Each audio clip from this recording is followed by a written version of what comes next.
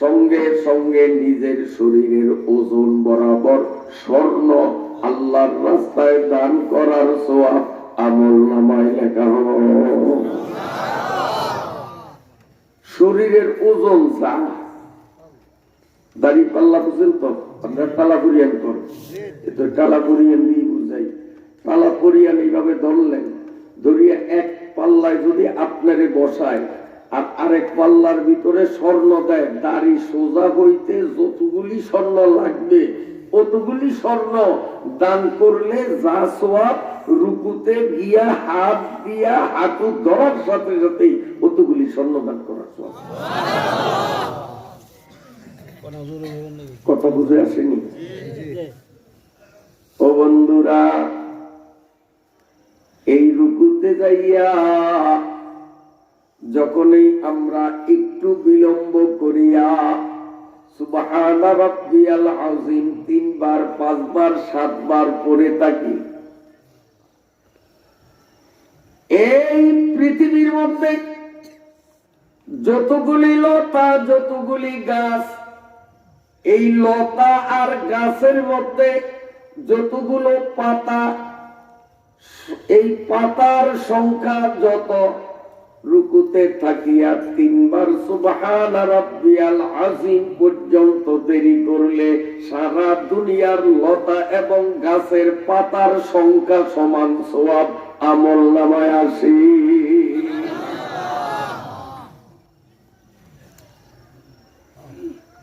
এরপরে যখন আমরা সিজদা দিই, আমার ভাইরা বাবাজিরা, যখনই কোন মুসলমান না কপাল জমিনের সঙ্গে লাগায়, না কপাল লাগাইবার সঙ্গে সঙ্গে পাপিষ্ঠ ইবলিস মাটির মধ্যে গড়াগড়ি খাইতে থাকে, চিল্লায়া চিল্লায়া বলতে থাকে, উমিরতু বিসসুজুদ ফাআসাইতু ফাআলাইয়ান নার ওয়া উমিরা ইবনু আদামা বিসসুজুদে ফাসাজাদা ফালাহুল জান্নাহ। সুবহানাল্লাহ। ইবলিসে কান্দে আর কাহারে, আমি এমন কপাল পরা, আমারেও সিজদা করতে বলা হইছে কিন্তু আমি সিজদা করি নাই, ফলে আমি পাইলাম দোজখ, আর আল্লাহর বান্দাদেরকেও সিজদা করতে বলা হইছে, ওরা সিজদা করছে, বিনিময় পাইয়া গেল জান্নাত। আল্লাহ। একটু বেশ কম হয়েছে কথায়, সেটা হলো সারা দুনিয়ার লতা এবং গাছের পাতার সংখ্যা যা, ওই পরিমাণ সওয়াব পাবে সিজদায় যখন নাক কপাল লাগাই আমরা, তখন সিজদায়। আর ইবলিসে কান্দে আর এই কথা বলে যে আমি পাইলাম দোজখ সিজদা না করিয়া, আর এরা সিজদা করিয়া পাইল জান্নাত। রুকুতে 3 বার সুবহানা রাব্বিয়াল আযীম বলা পর্যন্ত দেরি করলাম, এর বিনিময় পাইলাম তৌরাত শরীফ, জবুর শরীফ, ইনজিল শরীফ, 30 পারা কোরআন শরীফ, আসমানি 4খানা কিতাব।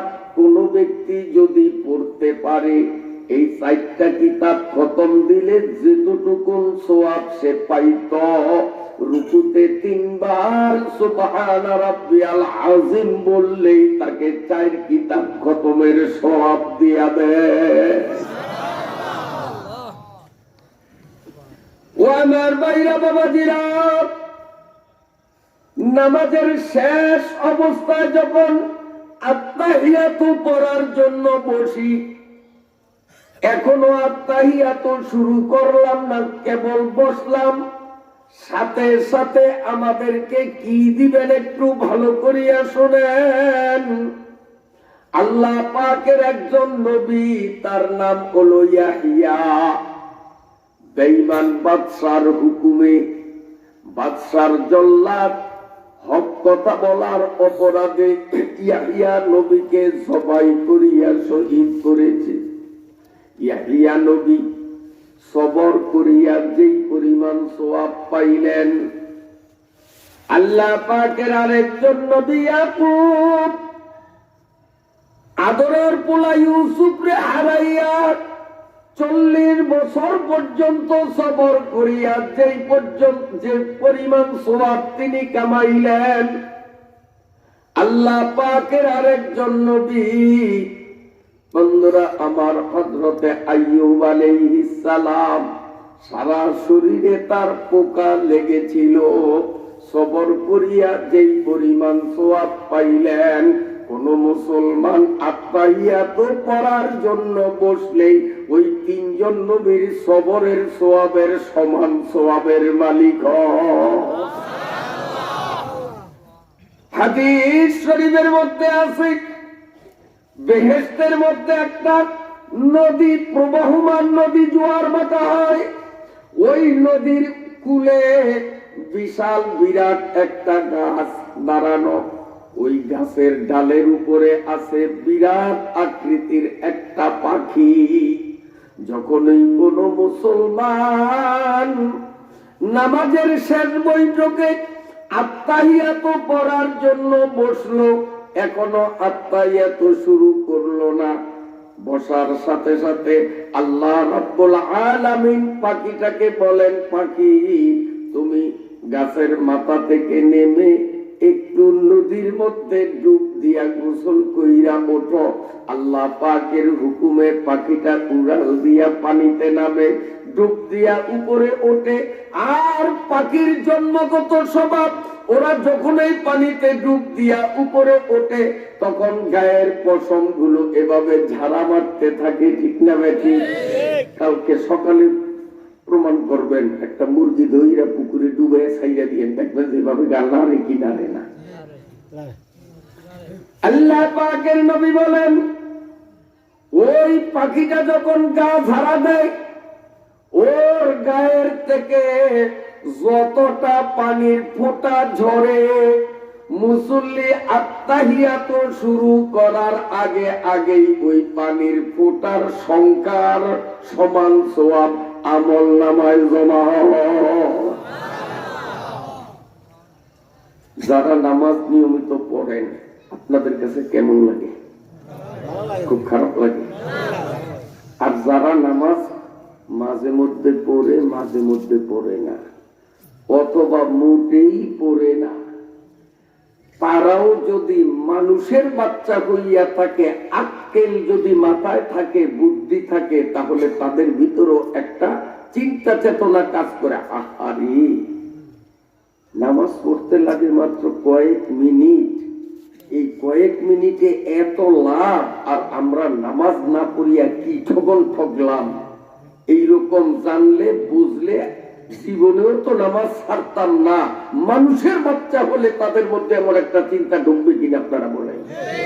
আর যদি অজাত, কুজাত, শুয়োর, কুত্তা ওই জাতের যদি হয়, তো দুনিয়ার সমস্ত আলেমরা বুঝাইলেও তার মধ্যে তিল পরিমাণ পরিবর্তন আসবে না, ঠিক না বেটি? আল্লাহ, এজন্য আমরা আজকের এই মাহফিলে সিদ্ধান্ত, ফাইনাল সিদ্ধান্ত কি নিতে পারি যে বিগত দিনে যা করছি আর না করছি, অন্তত আজকের থেকে মরণ পর্যন্ত ফরজ নামাজ ছাড়বো না। নিয়ত করা যায়? জুয়ানরা কি বলো বাবা, পারবা? ইনশাআল্লাহ। দেখি জুয়ানরা কে কে পারবা নিয়ত করতে। আল্লাহ তাআলা কবুল করেন। আমিন। হাত নামান।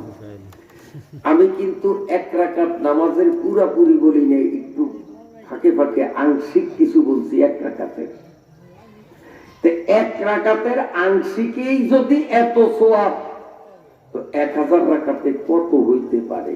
এই মাহফিলের হোগলায় বসার সাথে সাথে প্রত্যেকের আমল নামায় 1000 রাকাত আমাদের সওয়াব জমা হয়ে যাবে। আমার ভাইরা বাবাজিরা, 1000 রোগী দেখার সওয়াব পাইলাম।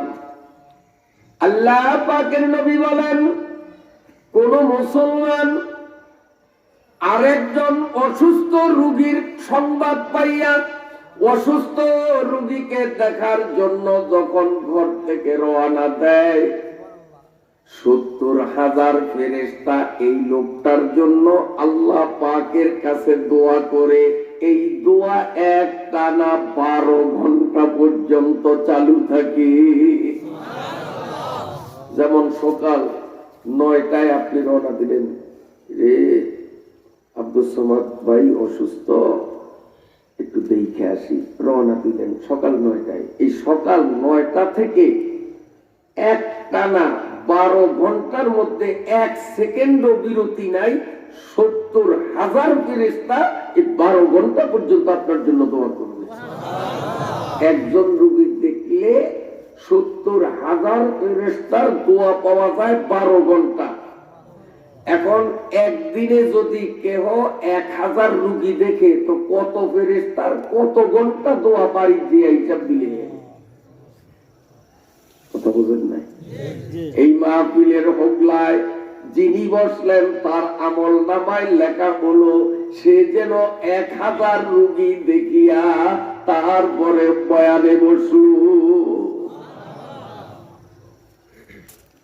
বয়ানের মুনাজাত হবে, বাড়িতে গিয়ে ঘুমাবেন, কিন্তু 12 ঘন্টা শেষ না হওয়া পর্যন্ত ওই ফেরেশতাদের দোয়া বন্ধ হবে না, তাদের দোয়া চালুই থাকবে।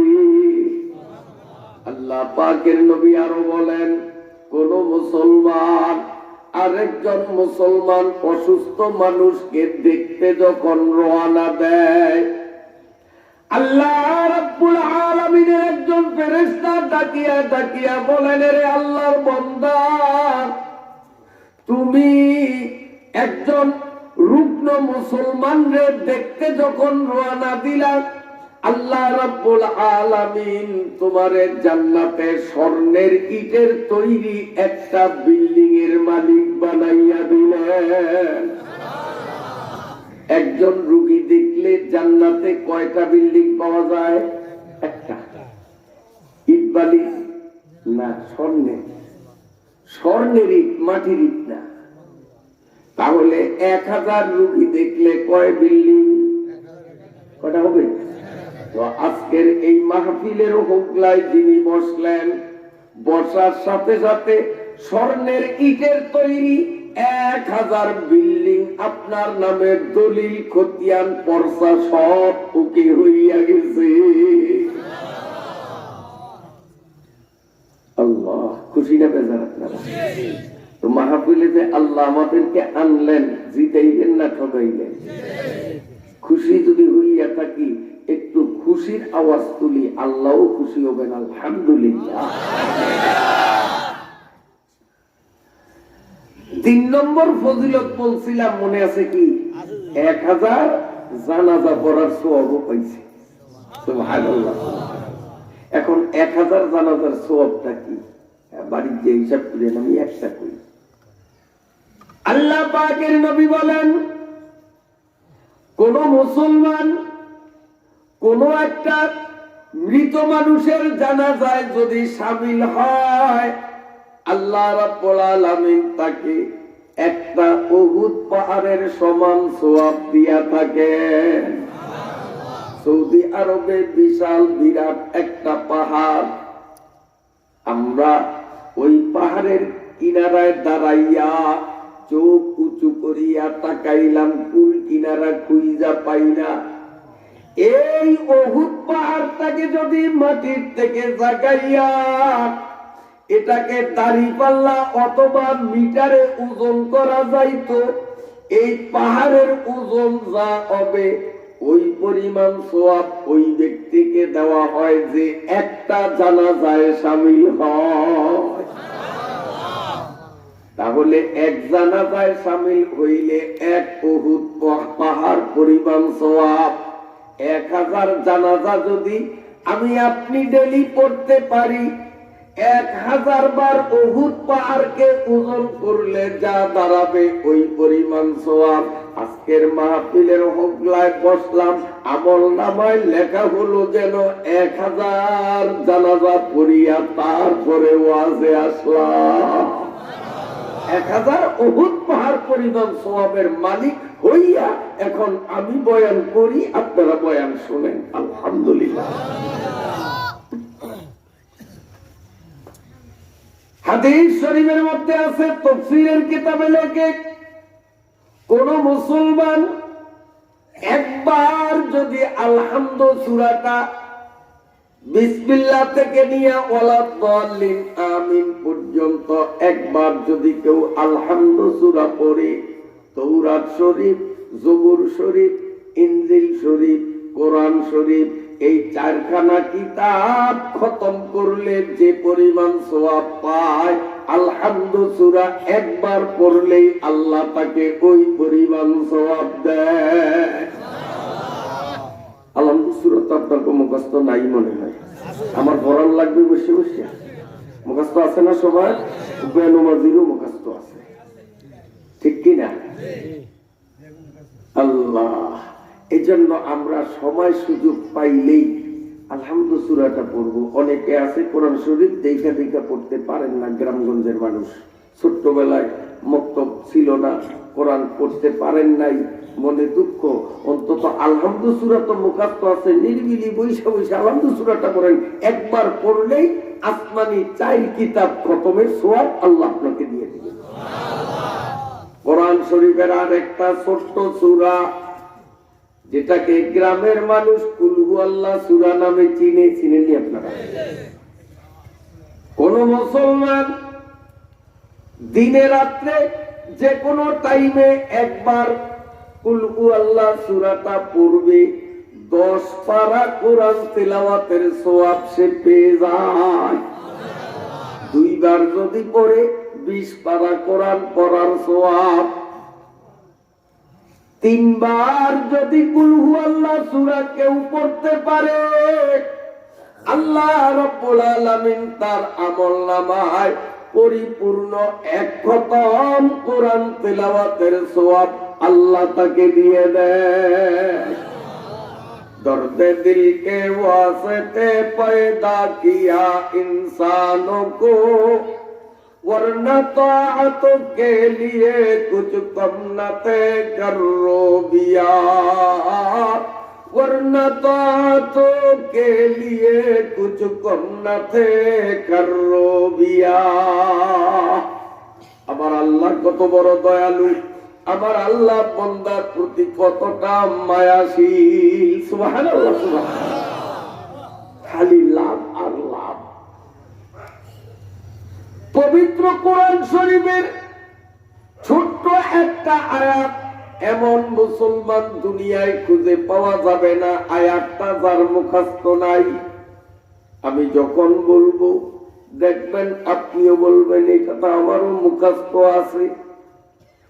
এই ছোট্ট আয়াতটা যেই ব্যক্তি ফজরের পরে 19 বার পড়বে, মাগরিবের পরেও 19 বার, প্রতিদিন ফজরের পরে 19 বার, মাগরিবের পরে 19 বার ছোট্ট আয়াতটা পড়ার অভ্যাস গড়িয়া নিবে।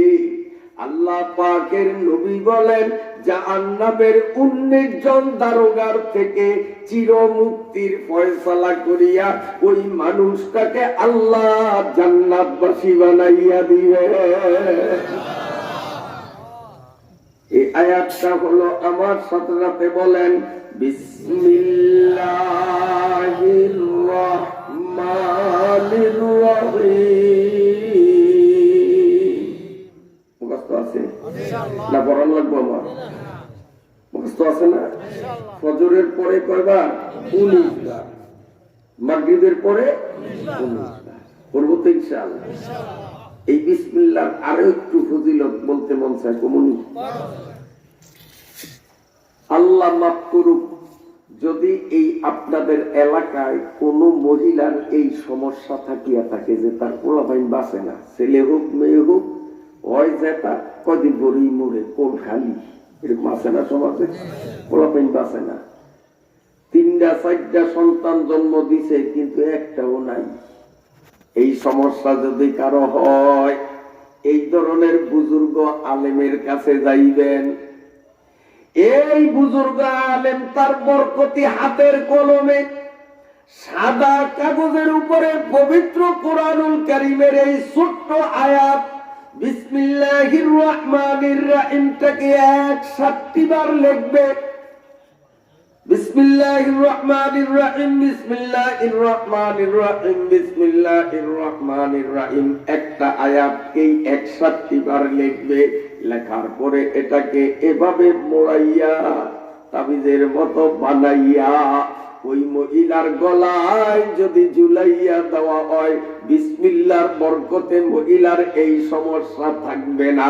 আল্লাহ চাহে তো আগামীতে তার সন্তান নষ্ট হবে না।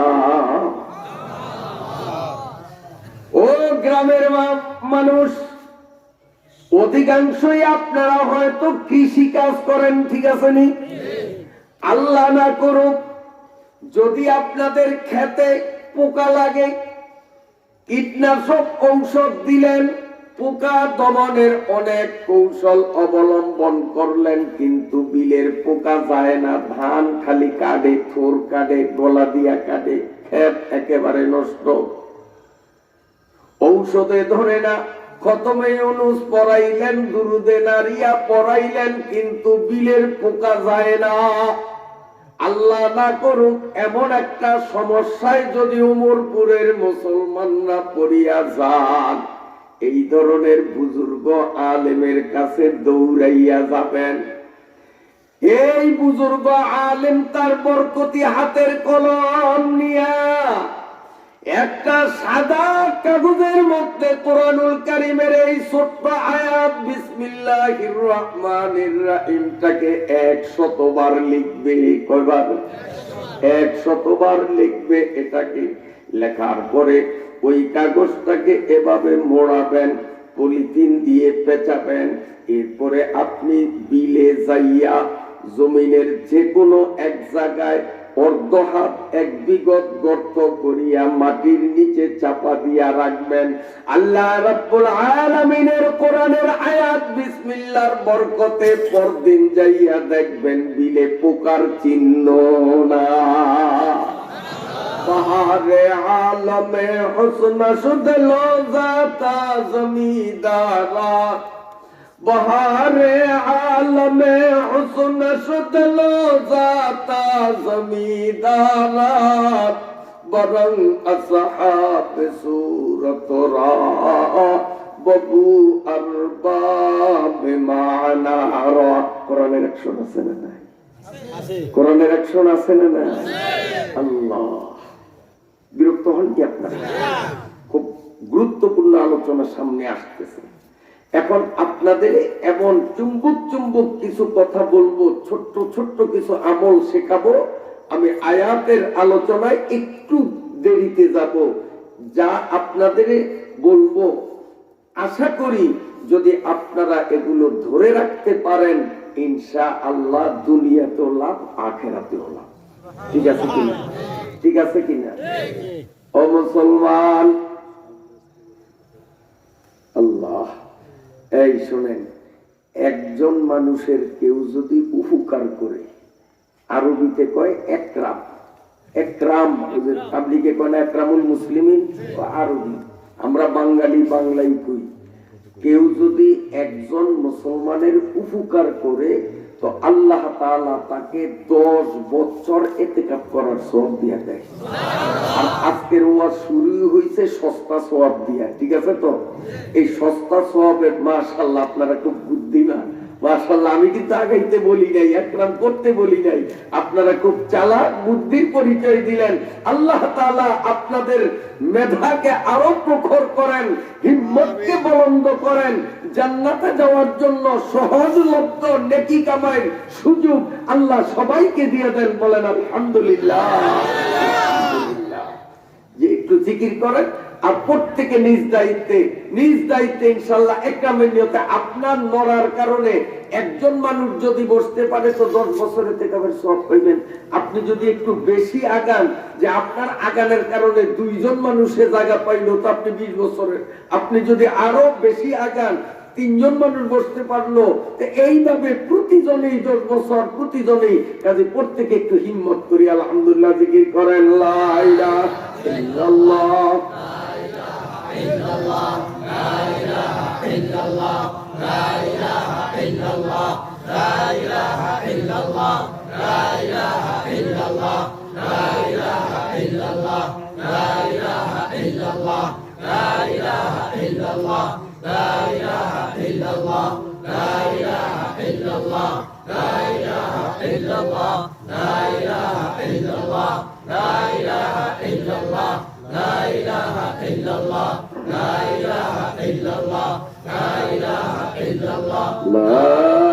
ইলাহা ইল্লাল্লাহু মুহাম্মাদুর রাসূলুল্লাহ।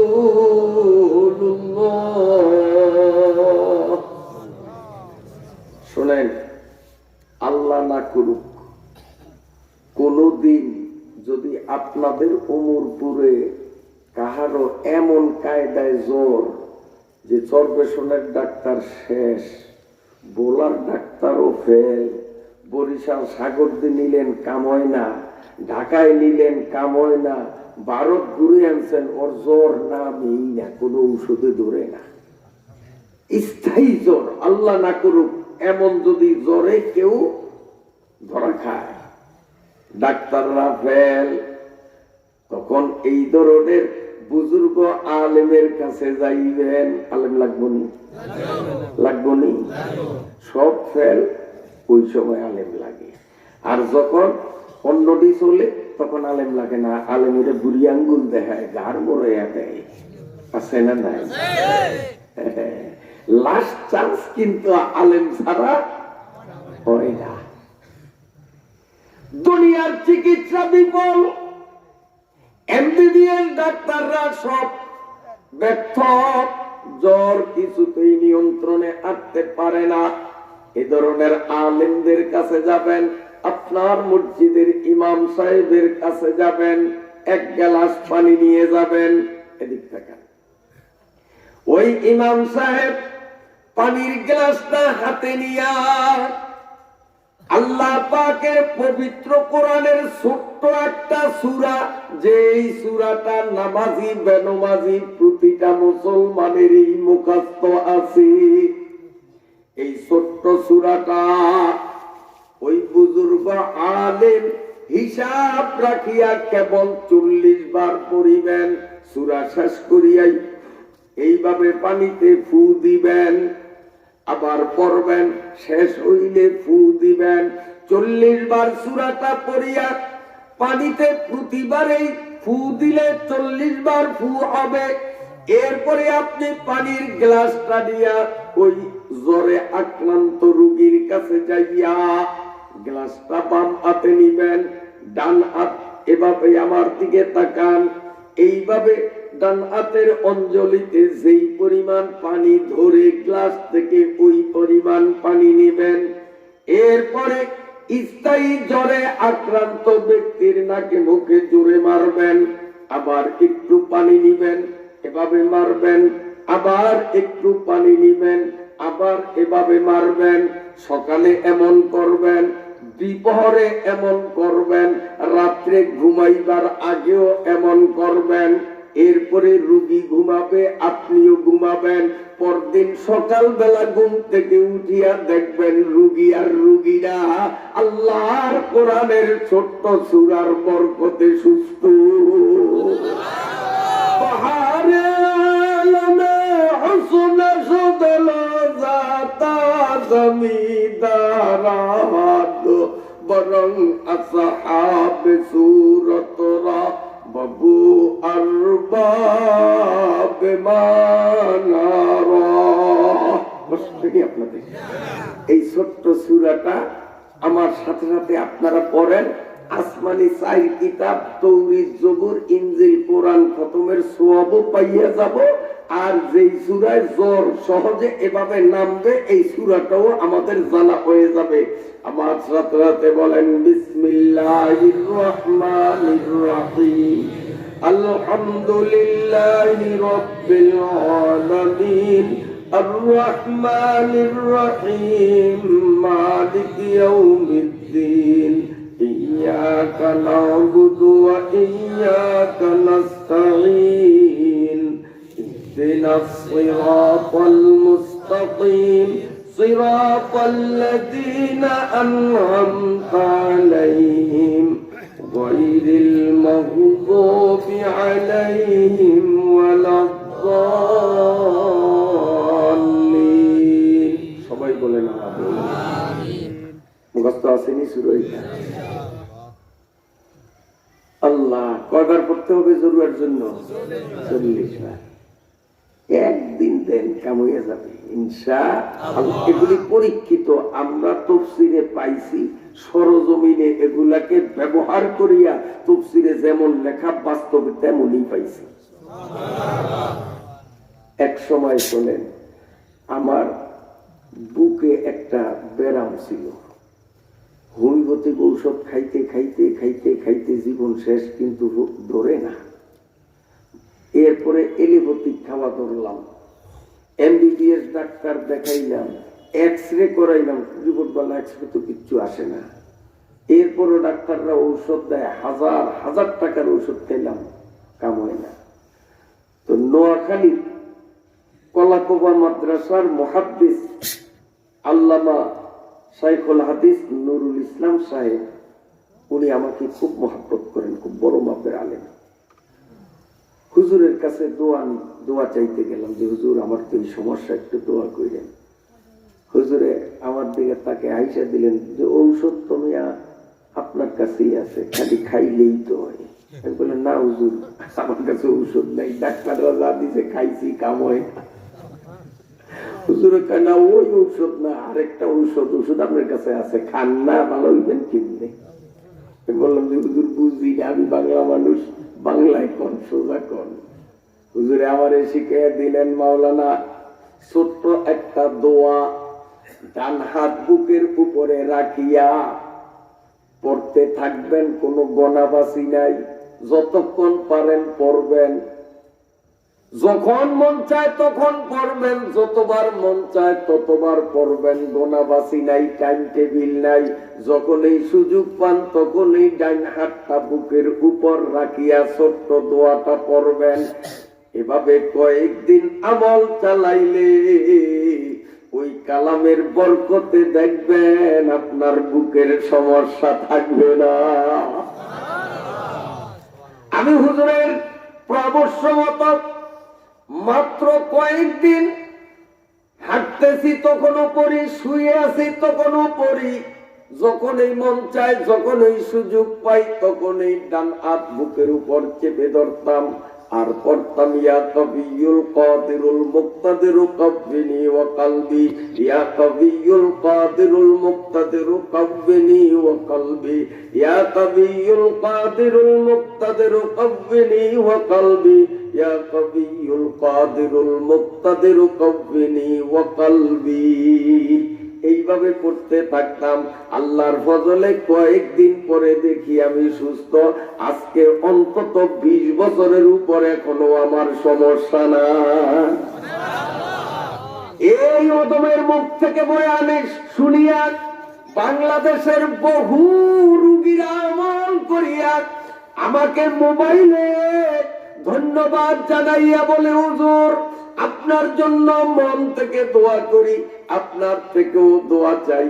এই সমস্যাটা আমারও ছিল, আমিও দোয়ার ঔষধ ব্যবহার করেছি, আমার আল্লাহ আমারে মাফ করে দিয়েছি। একিনে দরিয়া পার। আপনারা বিরক্ত হন, আরো 2-4টা দোয়া কমুন, শুনতে রাজি আছেন? বলবো ছোট্ট ছোট্ট দোয়া বলি যেগুলো আপনারা পারবেন, বড়গুলি বলবো না। আর একটা দোয়া,